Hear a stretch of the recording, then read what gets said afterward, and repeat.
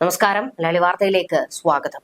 Governor ആർലേക്കറെ ഒന്ന് നുള്ളിപ്പോലും നോവിക്കാൻ പിണറായി സർക്കാർ തയ്യാറല്ല. ഒരു ചെറിയ വിഷമം പോലും രാജേന്ദ്ര വിശ്വനാഥ് ആർലേക്കർക്ക് ഉണ്ടാകരുത് എന്ന നിലപാടിലേക്ക് സർക്കാർ എത്തിയിരിക്കുന്നു. ഗവർണറെ പിണക്കുന്നത് നല്ലതിനല്ല എന്ന് സർക്കാരിനും CPM-നും ബോധ്യപ്പെട്ട സാഹചര്യത്തിലാണ് പ്ലേറ്റ് മാറ്റിയിരിക്കുന്നത്. ഇപ്പോൾ ചില നിർണായക നീക്കങ്ങളിലേക്ക് സർക്കാർ കടന്നിരിക്കുന്നു എന്നുള്ളതാണ് ശ്രദ്ധേയമായ വിഷയം. സംസ്ഥാനത്തെ സർവകലാശാലകളെ വിദ്യാഭ്യാസ ഗവേഷണ കേന്ദ്രങ്ങളാക്കി മാറ്റുമ്പോൾ സർവകലാശാല സെനറ്റിന്റെ അംഗബലം കുറയ്ക്കാനുള്ള ഉന്നത വിദ്യാഭ്യാസ കമ്മീഷൻ ശുപാർശ നടപ്പാക്കേണ്ട എന്ന് സർക്കാർ തീരുമാനിച്ചു. ഗവർണറുമായി പോരൊഴിവാക്കാനാണ് ഇത്. ഓരോ സർവകലാശാലയിലും വിദ്യാഭ്യാസ വിദഗ്ധർ ഉൾപ്പെട്ട ഗവേഷണ കൗൺസിൽ രൂപീകരിക്കും. ഇതുമായി ബന്ധപ്പെട്ട വ്യവസ്ഥ സർവകലാശാല നിയമ ഭേദഗതിയിൽ ഉൾപ്പെടുത്തി.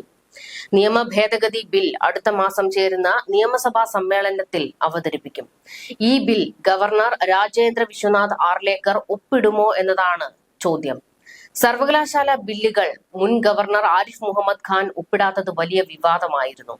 വൈസ് ചാൻസലറുടെ നിയമനാധികാരം സംസ്ഥാന സർക്കാരിലേക്ക് എത്തുന്ന തരത്തിലായിരുന്നു ആ ബില്ല്. പിന്നീട് UGCയെ കൊണ്ട് ചട്ട ഭേദഗതി പ്രകാരം ചാൻസലറാക്കി ഗവർണറെ മാറ്റാനും കേന്ദ്രം തീരുമാനിച്ചു. ഇതിന് പിന്നാലെയാണ് ഗവേഷണത്തിലെ അധികാരം സംസ്ഥാന സർക്കാർ സ്വന്തമാക്കാൻ ബില്ല് തയ്യാറാക്കിയത്. ഗവർണർ ആരിഫ് മുഹമ്മദ് ഖാനുമായി ഏറ്റുമുട്ടലിലായിരുന്നു പിണറായി സർക്കാർ. ആർലേക്കർ എത്തിയതോടെ ആ രീതി മാറി. ഗവർണറെ പിണറായിയും ഭാര്യയും രാജ്ഭവനിൽ പോയി കണ്ടിരുന്നു. രാവിലെ നടത്തത്തിന് മുഖ്യമന്ത്രിയെ രാജ്ഭവനിലേക്ക് ഗവർണർ ക്ഷണിക്കുകയും ചെയ്തു. നയപ്രഖ്യാപനത്തിൽ എഴുതി നൽകിയതെല്ലാം ഗവർണർ വായിച്ചു. കേന്ദ്ര സർക്കാരിനെതിരായ രൂക്ഷ വിമർശനം സർക്കാർ ഒഴിവാക്കുകയും ചെയ്തു.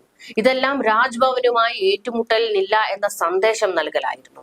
ഇതിനുശേഷമാണ് സർവകലാശാല ഭേദഗതിയുടെ നീക്കം. ഗവർണർ ബില്ലിൽ ഒപ്പിടുമെന്ന് തന്നെയാണ് സർക്കാർ പ്രതീക്ഷ. നയപ്രഖ്യാപനത്തിലെ നയതന്ത്ര നീക്കം ബില്ലുകൾ ഒപ്പിടുന്നതിലും രാജ്ഭവനെ സ്വാധീനിക്കുമെന്നാണ് സർക്കാരിന്റെ പ്രതീക്ഷ. വിവിധ വിഷയങ്ങളിലുള്ള ഗവേഷണങ്ങൾ പ്രോത്സാഹിപ്പിക്കാൻ ലക്ഷ്യമിട്ടുള്ള കൗൺസിലിന്റെ തീരുമാനങ്ങൾ അന്തിമമായിരിക്കും. കൗൺസിൽ അംഗീകരിക്കുന്ന ഗവേഷണങ്ങൾക്ക് സിൻഡിക്കേറ്റിന്റെ അനുമതി ആവശ്യമില്ലെന്നും നിയമ ഭേദഗതി വ്യവസ്ഥ ചെയ്യുന്നു. ഗവേഷണ വിഷയങ്ങൾ തീരുമാനിക്കാൻ കൗൺസിൽ എല്ലാ മാസവും യോഗം ചേരും. 110 പേർ വരെയുള്ള സെനറ്റുകളിലെ അംഗബലം പകുതിയായി കുറച്ച് അവയെ ബോർഡ് ഓഫ് റീജൻസ് ആക്കി മാറ്റാനാണ് ശ്യാം ബി മേനോൻ കമ്മീഷൻ ശുപാർശ ചെയ്തിരുന്നത്. സെനറ്റിലേക്ക് 10-ലേറെ പേരെ നാമനിർദ്ദേശം ചെയ്യാൻ കൗൺസിലറായ ഗവർണർക്ക് അധികാരമുണ്ട്. ഈ അവകാശത്തിൽ തൽക്കാലം തൊടില്ല. സിൻഡിക്കേറ്റിന്റെ അംഗബലം 25-ൽ നിന്ന് 18 കുറയ്ക്കും. അക്കാദമിക് വിദഗ്ധർക്ക് സിൻഡിക്കേറ്റിൽ മുൻഗണന നൽകും. സർവകലാശാലകളുടെ ദൈനംദിന പ്രവർത്തനങ്ങളിൽ സിൻഡിക്കേറ്റ് അംഗങ്ങളുടെ ഇടപെടലിന് നിയന്ത്രണം ഏർപ്പെടുത്തും. വിദ്യാർത്ഥികൾക്ക് കോളേജും സർവകലാശാലയും എപ്പോൾ വേണമെങ്കിലും മാറാൻ കഴിയും വിധം ചട്ടങ്ങൾ ലളിതമാക്കും. സർവകലാശാലകളിൽ നിന്നുള്ള സേവനം വിദ്യാർത്ഥികളുടെ അവകാശമാക്കുന്ന വ്യവസ്ഥയും നിലവിൽ വരും. വിദ്യാർത്ഥികളുടെ ബിരുദം അംഗീകരിക്കാനുള്ള അധികാരം സെനറ്റിൽ നിന്ന് സിൻഡിക്കേറ്റിലേക്ക് മാറ്റാനും മന്ത്രിസഭായോഗം അംഗീകരിച്ച സർവകലാശാല നിയമ ഭേദഗതി ബിൽ വ്യവസ്ഥ ചെയ്തിട്ടുണ്ട്. രാഷ്ട്രീയ അതിപ്രസരം ഒഴിവാക്കി സെനറ്റും സിൻഡിക്കേറ്റും അക്കാദമിക് സമിതികളാക്കി പരിവർത്തിപ്പിക്കാനാണ് സർക്കാർ ശ്രമം.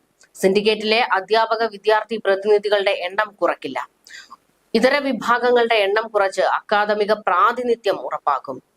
സർക്കാർ നാമനിർദ്ദേശം ചെയ്യുന്നവരുടെ എണ്ണവും കുറയും. സർവകലാശാല ഭരണത്തിൽ ദൈനംദിന ഇടപെടലിന് പകരം നയപരമായ സമിതിയായി സിൻഡിക്കേറ്റിന്റെ പ്രവർത്തനം നിയന്ത്രിക്കും. സെനറ്റിലേക്ക് 10-ലേറെ പേരെ നാമനിർദ്ദേശം ചെയ്യാൻ ചാൻസലർക്ക് അധികാരമുണ്ട്. സെനറ്റ് ഘടന മാറ്റിയാൽ ഈ വ്യവസ്ഥയിൽ മാറ്റം വരുത്തേണ്ടി വരും. അത്തരമൊരു നടപടി ഗവർണറെ പ്രകോപിപ്പിക്കാനും രാഷ്ട്രീയ വിവാദങ്ങൾക്ക് വഴിവെക്കാനും സാധ്യതയുണ്ടെന്ന വിലയിരുത്തലിലാണ് സർക്കാരിന്റെ പിന്മാറ്റം. ന്യൂസ് ഡെസ്ക്, മലയാളി വാർത്ത.